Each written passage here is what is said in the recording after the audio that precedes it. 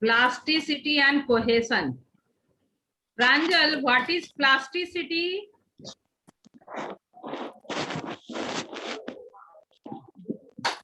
Plasticity. Ma'am, can I say? No. I'm saying from Pranjal. Pranjal. No. Say it, Udit. Ma'am, plasticity is the property that enables moist soil to change its shape on application of force. Anand और पुरुरंजन. Cohesion.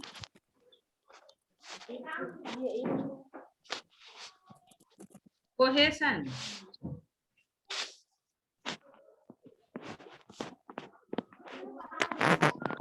Ma'am, may I? Sanvi Sharma. Say it. The tendency of similar particles to stick to one another is called cohesion. Tendency of the particles of the same object to stick with each other is known as cohesion. And these two properties, plasticity and cohesion, determine the work ability of a soil. How the soil can be used for any purpose. These two properties are very useful.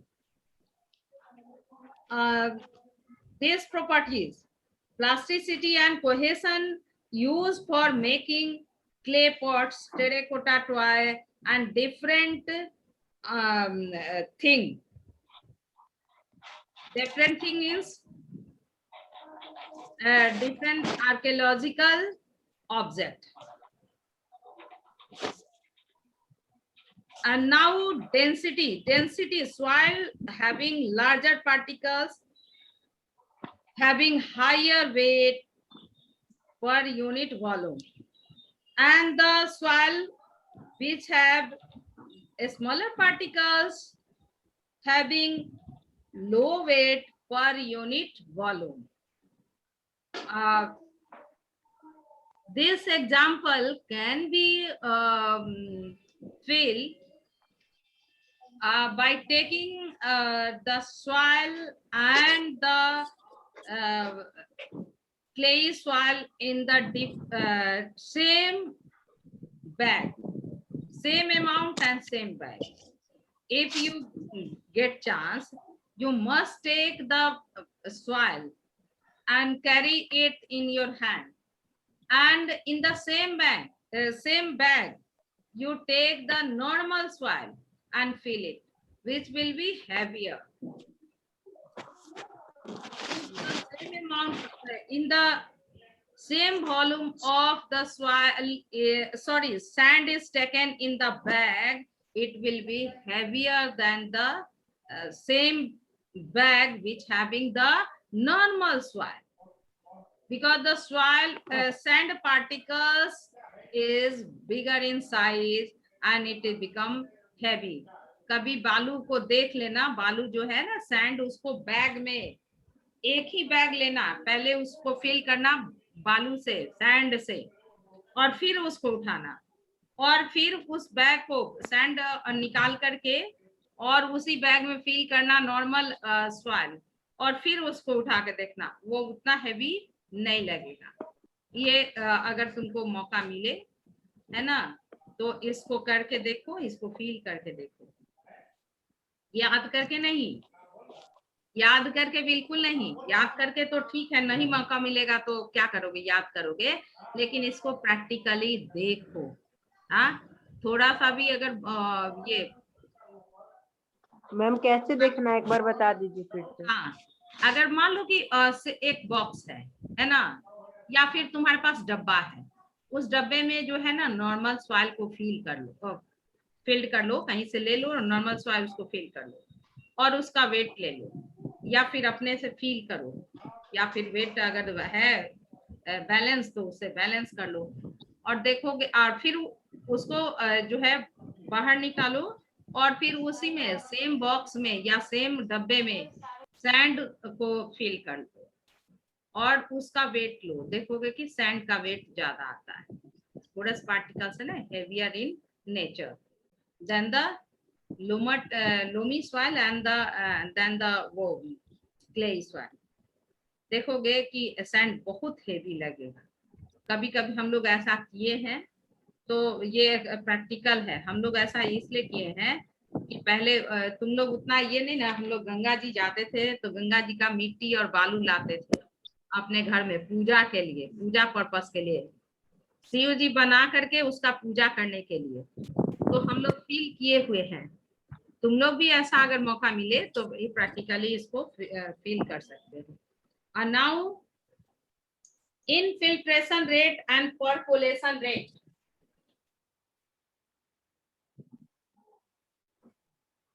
Infiltration and percolation rate.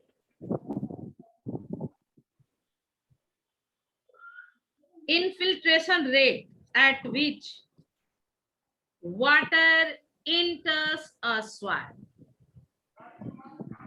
As we water the plant, we pour the water. The rate at which water enter the soil, this is known as infiltration rate. And percolation rate, the rate at which water moves through different layer of the soil. ये percolation rate क्या है कि soil का जो है arrangement है, तो उस सॉइल लेयर से जो पास होता है, जिस रेट से उसका मूवमेंट होता है, तो उसको कहते हैं percolation rate. Percolation rate is the rate at which water moves through the soil, and infiltration rate, the rate at which water enters the soil. These are the key factors in determining the suitability of the soil growing crops. These two factors also influence the formation of natural wildlife habitat. Percolation rate and infiltration rate determine the wildlife habitat. कैसा wild habitat होगा, ये two factor जो है influence करता, प्रभावित करता है। Infiltration and percolation rate. Cemented and concrete floor can not absorb water. Cemented जो है, सीमेंटेड और कंक्रीट रोड जो है, जो सीमेंटेड है, फ्लोर पर वाटर डालो। इसको दूसरी जगह एक्सपेरिमेंट करने का नहीं, अभी का अभी तुरंत वाटर डाल करके देखो तो इनफिल्ट्रेशन, वाटर डाल करके दिखाओ, वीडियो में दिखाओ।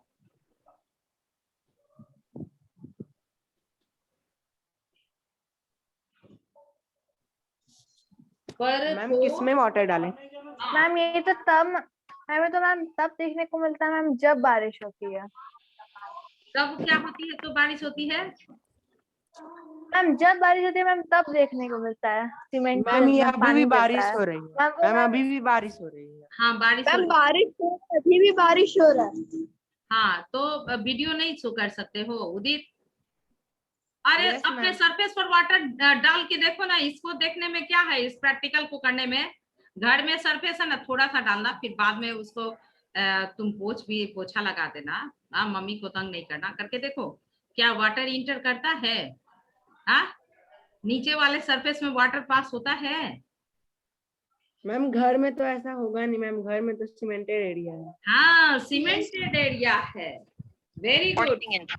हाँ घर में सीमेंटेड एरिया है, और इसलिए क्या है कि if we pour the water then the water can not enter the cemented area. यही तो हम कहना चाह रहे थे। कि सीमेंटेड एरिया है, कंक्रीट फ्लोर है, तो water can't absorb by this area. Water cannot enter and move through this area. Soil type is very important in understanding the rate of absorption and retention of the water in soil. Ma'am ये देखिए बारिश में भी ma'am ये ma'am cemented area में ma'am कुछ नहीं हाँ, सीमेंटेड एरिया में एब्जॉर्ब होगा? नहीं होगा। सीमेंटेड एरिया मैम यहाँ बहुत पानी है। हाँ चला जाएगा। और किस एरिया में इसका वाटर का एब्जॉर्प्शन होगा? Area which is not cemented. Ma'am जहाँ सॉइल होगा, सॉइल एरिया में। जहाँ सॉइल होगा, वेरी गुड, जहाँ सॉइल होगा वहां से वाटर का एब्जॉर्प्शन होगा।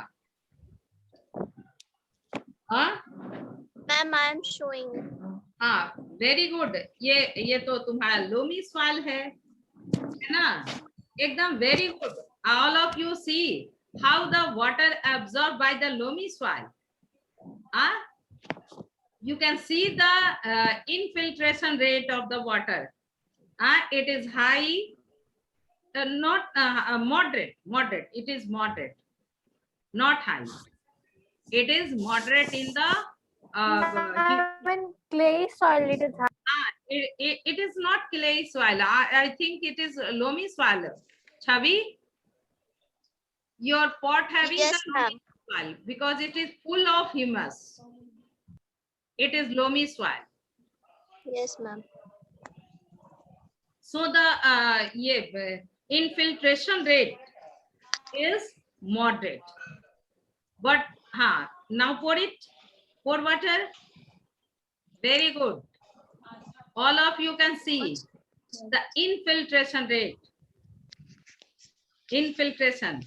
And if some of you having the pot full of sand, you can show the how the infiltration rate is highest in the case of the sand. किसी के गमले में है सैंड तो दिखाओ जल्दी से, वाटर पोर करो उस पे, देखोगे कि वाटर जो है एकदम फास्ट रेट से वो वाटर एब्जॉर्प्शन हो रहा है। मैम गमले में तो नहीं है मैम, लेकिन एक जगह पे मैम फेंक दिए थे हम। फेंका हुआ है? I am also showing. लाओ मैम। और मैम उसमें तो मैम पहले से ही मैम इनफिल्ट्रेशन हो गया मैम, क्योंकि वो मैम वो आंगन में फेंके थे तो मैम बारिश का पानी उसमें चला गया। फिर भी लाओ ना, फिर भी दिखाओ, फिर भी वाटर डालोगे ना तो बारिश का पानी होने के बाद वो उससे क्या है कि वाटर जो है एकदम क्विकली मूव आउट होता है ना, बाहर हो जाता है। अगर है पास में तो लाओ दिखाओ जल्दी। अब तो खत्म ही है चैप्टर। मैम रुकिए लेकर के आते हैं। प्रैक्टिकल करते मैम रुकिए लाते हैं। हाँ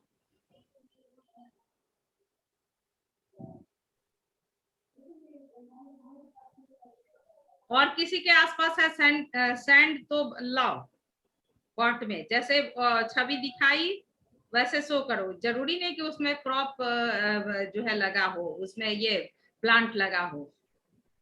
बाउल में Ma'am, I am sandy soil. Sandy soil. See it as sandy soil.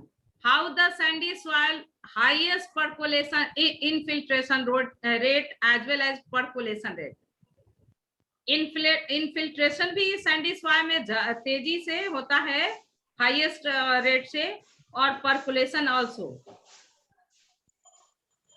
Because there are large particles, large space, soil, large space in the particles of the soil. Ma'am ये देखिए sand है ना? अब उसको water डालो। देखो ma'am ये तो एकदम फास्ट में चला जाता है। हाँ फास्ट रेट से। वाटर विल ये पूरा अंदर चला गया and it will percolate through the water fast rate. Ma'am ये देखिए। हाँ very good, very good. How the water is coming out through the sand with the fast rate. Very good.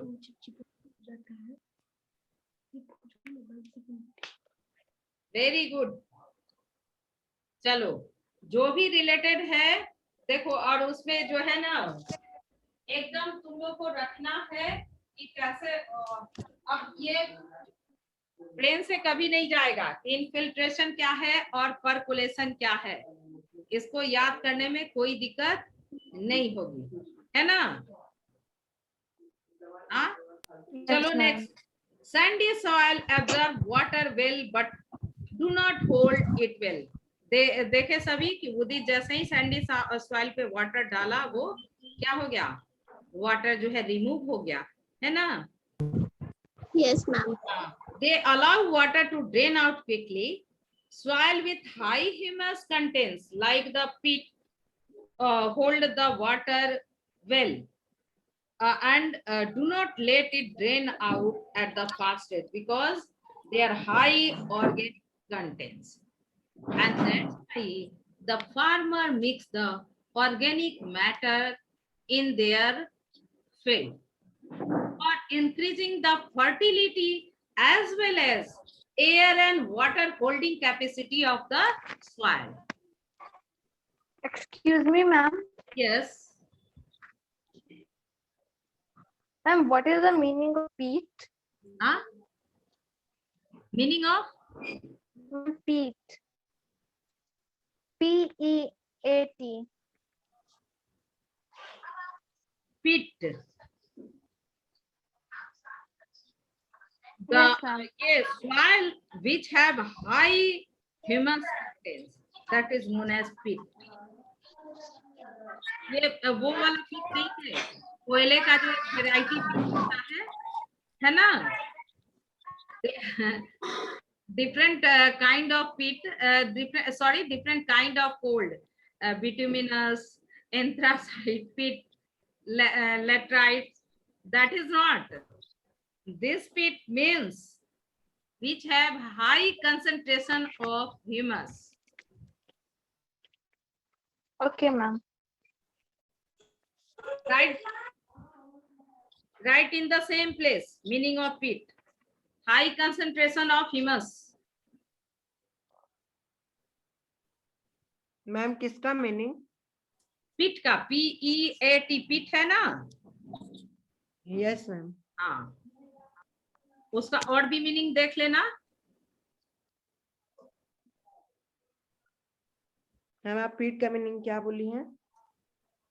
The soil which have high humus contents. Pit. The soil which have high humus contents. विवेक तुम जानते हो, पहले से लिखने का जरूरत नहीं है, हम बता रहे हैं, तुम ध्यान कहाँ दे रहे हो? लिखो ना, वहीं पे अंडरलाइन करके लिखो पिट का meaning. The soil which have high humus contents.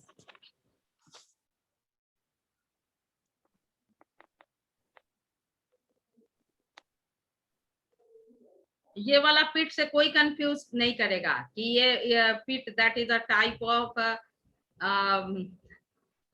कोल, है ना? कोयले के भी टाइप में 4 टाइप ऑफ कोल आता है, एंथ्रासाइट, बिटुमिनस, पिट और लेटराइट। तो उसमें भी वही सेम स्पेलिंग है, इसलिए कहते हैं ना कि इंग्लिश जो है ना वो साइंटिफिक लैंग्वेज नहीं है, हम लोग के हिंदी की जैसा नहीं है।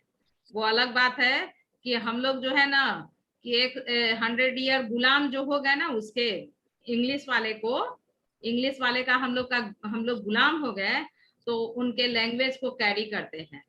अभी भी ब्रेन पर गुलामी है। नहीं तो देखो, रसिया में जो मेडिकल पढ़ने जाते हैं ना स्टूडेंट, वो बताते हैं कि उन लोगों को इंग्लिश नहीं सीखना होता है। रसियन जो है इंग्लिश में नहीं पढ़ाते हैं, रसियन पढ़ाते किस में? रसियन लैंग्वेज में, अपने लैंग्वेज में। और ये सही है, रसिया वाले का ये बहुत अच्छा है, इसीलिए तो उन लोगों का साइंस टेक्नोलॉजी जो है इतना डेवलप है। जापानी लोग जो अपने लैंग्वेज में हम सब ज्यादा समझते हैं। हाँ, हम अपने लैंग्वेज में सब ज्यादा समझते हैं, ज्यादा समझ में आता है। एक बार की बात है कि हम 8th क्लास में पढ़ाए जा रहे थे, एक बच्चा जो कि बहुत अच्छा था लेकिन हिंदी मीडियम से आया था, वो बोला था कि मैम हम हिंदी मीडियम में पढ़े, हमको डिफिकल्टी, एकदम रोने जैसा आ गया। मैम इसको फिर से टोटल को हिंदी में बताइए। और अच्छा था, इंटेलिजेंट था वो। तो ये देखो, खैर ठीक है, एक ये इफिशियंसी तो हम लोग का इंक्रीज किया ना, कि we are knowing Hindi, English and our ये होम लैंग्वेज। होम लैंग्वेज क्या, किसी का भोजपुरी, किसी का बंगाली। अरनीसा जो दिखा रही थी कोलकाता का घर, तो उसको बंगला जरूर आता होगा, है ना? Yes. हाँ, ये बात बच्चे यहाँ जरूरत नहीं है, लेकिन एक बात हम ऐड कर देते हैं, अपने कल्चर को कभी नहीं भूलना चाहिए, कभी किसी से कम समझना ही नहीं चाहिए। जहां हम समझेंगे कम, तो हम दुनिया में उसकी दुनिया जो जापान और चाइना जो इतना बढ़ा हुआ है, रसिया, और उसका कंपेयर ही नहीं कर सकेंगे। हमारा ये हमेशा ध्यान में रखना है, हमारा जो लैंग्वेज है वो श्रेष्ठ है, सबसे बढ़िया है। सभी को इस बात को, हमारा जो कंट्री है वो श्रेष्ठ है। हम जो पढ़ते हैं वो बहुत अच्छा पढ़ते हैं, हम किसी से कम नहीं है। दुनिया के किसी भी कोने में जा करके हम अपने आप को प्रूफ कर सकते हैं। इस 3 बात को एकदम हमेशा याद रखना, ठीक है ना? Yes ma'am. Yes, ma'am. Ma'am मैंने डिक्शनरी में पीच का मीनिंग देखा है, क्या soil formed of dead but not fully decayed plants found in bog areas, often burned as fuel. इसका ये मीनिंग लिखा है? Yes, ma'am.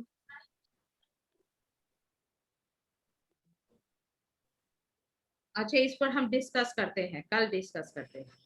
मैम लेकिन अगर हम लोग नर्सरी में जाके अगर पीट बोलते हैं देने के लिए, तो वो एक ब्रिक जैसा देते हैं जिसमें बहुत भुरभुरा जैसा रहता है, जिससे प्लांट का फर्टिलिटी बढ़ जाता है। हाँ, तो वो ऑर्गेनिक मैटर का डिकम्पोज फॉर्म होता है, decompose form of leaf, decompose form of plant, या फिर वो जो भुरभुरा जो है, ये भी वो क्या कहलाता है इसका, ऑर्गेनिक ये होता है ऑर्गेनिक मैन्योर। वो इसका बना होता है, भुरभुरा टाइप का जो होता है ना, इसका बना होता है वो क्या कहते हैं, डंग का, काउ डंग और एनिमल डंग का, गोबर जिसको कहते हैं, है ना? वो जो भुरभुरा देते हैं, Yes, ma'am. तो वो क्या है ना, पर्टल्स लिए हो तुम लोग सेकंड चैप्टर में, कि उन लोग सेलुलोटिक फॉर्म डाइजेस्ट करता है, और रेस्ट क्या होता है, फाइब्रस फॉर्म, वो उसके एक्सक्रीटा में रहता है, मतलब डंग में रहता है। तो और देख लो, कभी ऐसे भी देखना कि अगर कहीं भी डंग पड़ा है, गोबर पड़ा है, तो उसका तुरंत डिकम्पोजिशन शुरू होता है। तो बैक्टीरिया वायरस जो है उसको डिकम्पोज कर दिया, और whatever mineral present in the dung that is useful for increasing the fertility of the soil की fertility बढ़ाने के लिए। और क्या है उसमें, क्या है, क्या कंटेंट्स है, प्लांट कंटेंट्स है। तो प्लांट कंटेंट्स क्या होता है, फाइबर है, that increase the air holding capacity and water holding capacity of the soil, increase करता है। हाँ, तो इसलिए उसको सबसे अच्छा कहते हैं कि मैन्योर। वो मैन्योर क्या होता है कि it doesn't change the quality of the soil। अगर इसी के जगह पे अगर वो डालते हैं हम लोग जो केमिकल से प्रोड्यूस जो होता है, उसको क्या कहते हैं, केमिकल से फर्टिलिटी इंक्रीज करने के लिए, बोलो, केमिकल जो मिक्स, फर्टिलाइजर है ना ma'am fertiliser.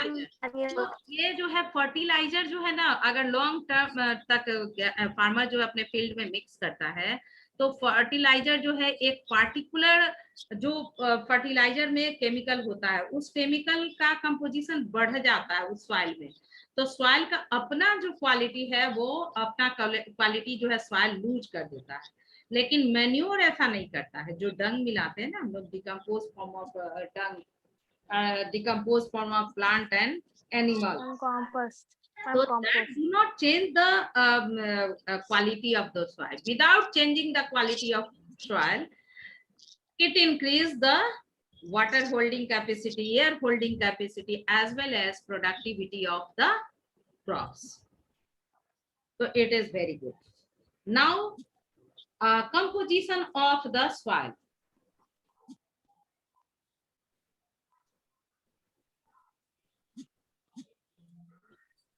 Composition of the soil. Composition of the soil depend upon the nature of the parent crop and the quantity and the type of organic material present in it. Why it is? Why it depend upon the parent rock? Because the soil is formed by the weathering of rock, है ना? And that's why the nature quality depend upon the parent rock from which the soil is formed, and it also depend upon the organic matter present in the soil. The following components are generally found in the soil. Inorganic substance. Most of the inorganic substance present in the soil are derived from the parent rock. Addition of fertilizer also affect the inorganic contents of the soil. अब inorganic कह रहा है, इसका मतलब क्या है? बोलो, inorganic में calcium, aluminium, magnesium, Minerals. minerals of calcium, minerals of aluminium, minerals of potassium. These are known as inorganic material. Organic material, humus. This include dead and decaying parts of the plants and animal excreta, and residue of soil organism. Residue of soil organism means whatever organism that is remains in the soil, of which rest part, residue मर गया या फिर किसी तरह से decompose हो गया उसका, तो this form the humus. Humus increases the productivity and water holding capacity of the soil. Next, soil water. Soil water is also present. It is generally present in the spaces between the soil particles. The water contents of the soil has significant effect of on the plant productivity. How much water present in the soil that influence the productivity of soil? Soil में कितना water है ये influence करता है किसका productivity? Plant का productivity. Different crop, however, differ in their irrigation requirements. Different paddy plant है, अभी पैडी प्लांट का सीजन है, तो पैडी का जो मालूम है सीडलिंग का फॉर्मेशन जो होता है, सीड से जो स्मॉल प्लांट एराइज होता है उसको सीडलिंग कहते हैं, तो उसके लिए हाई कंटेंट्स ऑफ वाटर चाहिए, stagnant water, staying water. Ma'am इस सीजन में मैंगो का सीडलिंग हो रहा है। हाँ, फील्ड में वाटर रहे, रुका हुआ रहे, और उसी में जो है ना सीड को डालते हैं फॉर प्रिपरेशन ऑफ सीडलिंग। उस एरिया को कहते हैं नर्सरी। वो नर्सरी में सीडलिंग को प्रिपेयर करते हैं और उसमें वाटर कंटेंट्स जो है प्रॉपर रहना चाहिए।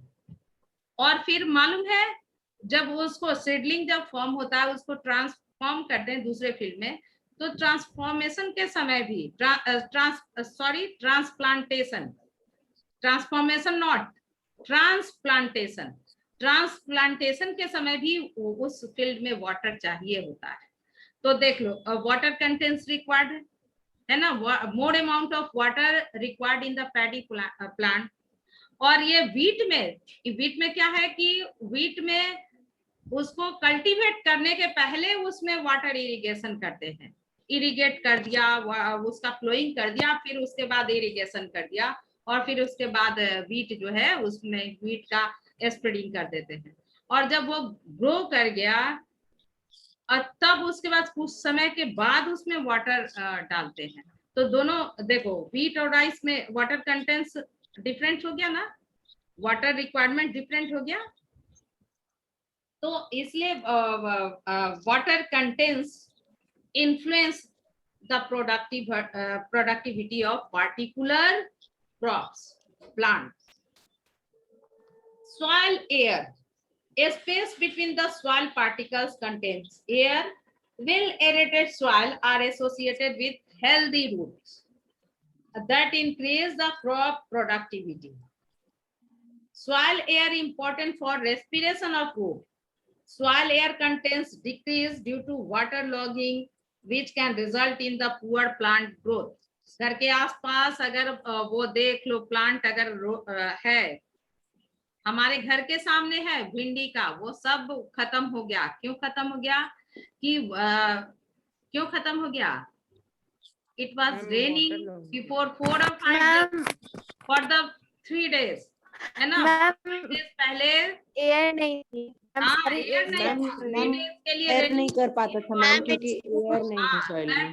that rain water create the water logging, and due to water logging there were no space for the air, and that's why the plant was not able to respire, and that's why it is death of the plant. All the plant, whatever cultivated in front of my house, ladies finger and nenua and kaddu and whatever was present in on that field, all get submerged in the water due to water logging. Fifth, living organisms. A variety of organisms are found in the soil. They include microorganisms like bacteria, fungi, and algae.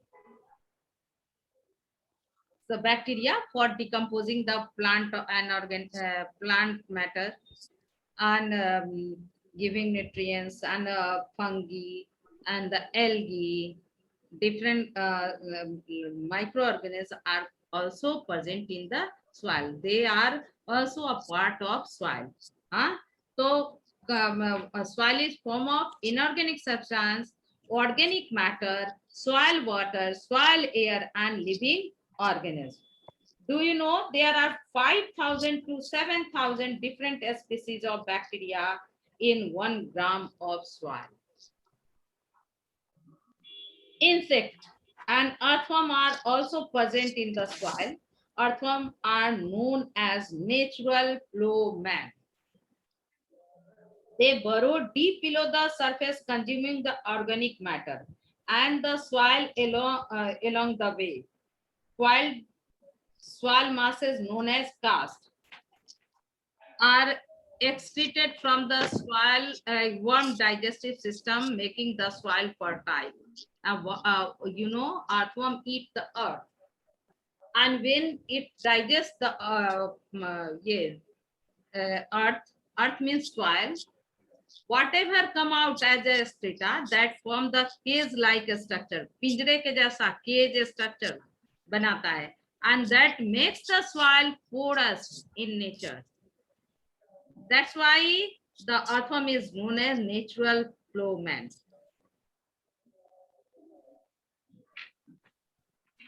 Earthworm. Now, next, do you know vermicomposting? Vermicompost, worm cast, worm casing, worm humus, and worm manure is the end product of the breakdown of organic matter by the some species of earthworm. क्या क्या है? Worm compost, vermicast वो cage like structure. Do you know को देखो, casting, worm humans and worm manure. Manure that is formed by the worm is the end product of breakdown of organic matter by some species of earthworm. Vermicompost is the nutrient-rich natural fertilizer and soil conditioner. The process of producing vermicompost is known as vermicompost. The earthworm species most often use the red ringless. इसका biological name है इसेनिया पिटिडा और red earthworm, Lumbricus rubellus. These are the ये zoological name, botanical नहीं. और plant का नाम होता है बॉटेनिकल नेम, इसको कहते हैं जूलॉजिकल नेम. ये red रिंगलिस, it is the English name. and the zoological name is Isenia fetida, or red earthworm having the name Lumbricus rubellus. Ma'am ये साइंटिफिक नेम है? हाँ साइंटिफिक नेम, ये साइंटिफिक नेम है। ये रुबेलस जो है ना पार्टिकुलर स्पीसीज का नेम है। अब now soil as a resource, it is the soil that giving us food for eating, clothes for wearing। देख लो कॉटन, हम दुपट्टा ओढ़े हुए हैं, कॉटन मेरे समीज भी मेरा कॉटन ही है ना। तो it is soil that give us clothes for wearing। Excuse me, ma'am. हाँ बोलो। मैम जब बारिश होती है तो मैम अर्थवर्म सोइल से इसलिए निकलते हैं ना क्योंकि मैम सॉइल हाँ उसका जगह बेटा वो मैम स्टेप कर जाती है। तो वाटर से फिल्ड हो गया तो वो कहाँ रहेगा, वाटर में डूबा हुआ तो नहीं रहेगा, वाटर में रहेगा तो सड़ जाएगा ना। जैसे उसका स्किन मॉइस्ट ही रहता है कि रोटनिंग ज्यादा नहीं हो, सड़े नहीं, लेकिन फिर भी वो वाटर फील्ड रहेगा तो वो तो रिस्पायर नहीं कर सकेगा ना।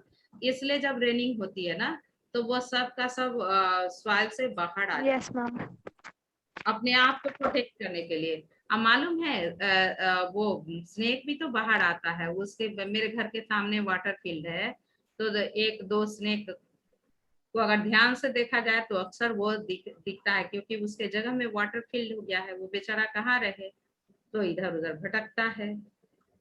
मैम एक बार मैम मेरे घर में घुस गया था।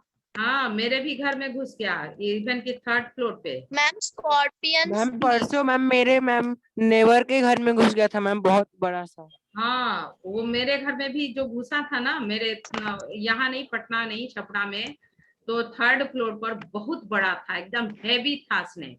और सोचो कि कैसे वो 3rd फ्लोर पे, चूंकि हम लोग घर बंद करके ना आ जाते हैं, घर में कोई रहता नहीं है, तो वो पहुंच जाता है। तो ये मैम मेरा जो नेवर का, हाँ मैम मैम मेरे नेवर का जो staircase गार्डन है मैम, उसमें हाँ दिन से सफाई नहीं हुआ मैम, इसलिए उसमें बहुत जंगल हो गया मैम, उसमें हर बारिश एक साथ 2-3 सांप दिख जाता है। हाँ तो वो बेचारा कहाँ जाएगा, वो भी तो वहीं पे रह रहा था। उन लोग के एरिया में हम लोग घर बना लेते हैं। देखो हम लोगों की गलती है, हम लोग का जैसे जैसे